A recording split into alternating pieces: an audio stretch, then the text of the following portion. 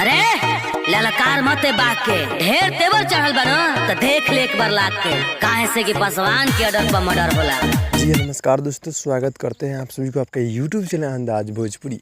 जी बता दी कि भोजपुरी का एक तूफान आज का एक बहुत ही हाई लेवल का गाना यानी कि आज रिलीज होने वाला है। जी हाँ दोस्तों, बहुत ही हाई लेवल बहुत ही ब्लास्ट लेवल गाना है जो कि भोजपुरी का एक तूफान है। जी हाँ दोस्तों, यानी कि पहली बार इस तरह का ब्लास्ट सॉन्ग आप सबके बीच देखने को मिल रहा है। जी हाँ दोस्तों, तो आप सब आज तैयार हो जाइए, बहुत ही गजब बहुत ही हाई लेवल का यानी कि तूफान आज ऑफिशियल से ये गाना आज रिलीज होने वाला है वीडियो सॉन्ग। जी हाँ दोस्तों, पासवान के आगे घमंड टूट जाला। जी हाँ दोस्तों, गाने का बोल है। जी हाँ दोस्तों, तूफान आज और शिवानी सिंह जी डुइट में है।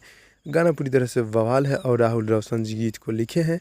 म्यूजिक है बड़े भैया जेपी तिवारी जी का। जी हाँ दोस्तों, यानी गाना आज सुबह रिलीज हुआ है, जाकर आप लोग देख लीजिए। तूफान आज ऑफिशियल चैनल के माध्यम से गाना बहुत ही हाई लेवल बहुत ही गजब का है। जी हाँ दोस्तों, तो कौन कौन से भाई इस गाने को सुननी है आप लोग कमेंट में कमेंट कीजिए। गाना पूरी तरह से बवाल है, यानी कि आज सुबह 6 बजे रिलीज हुआ है। आप लोग देखिए, यानी कि जस्ट अभी अभी रिलीज हुआ है। जी हाँ दोस्तों, तो भाई लोग मिलते हैं अगली वीडियो में, तब तक के लिए धन्यवाद।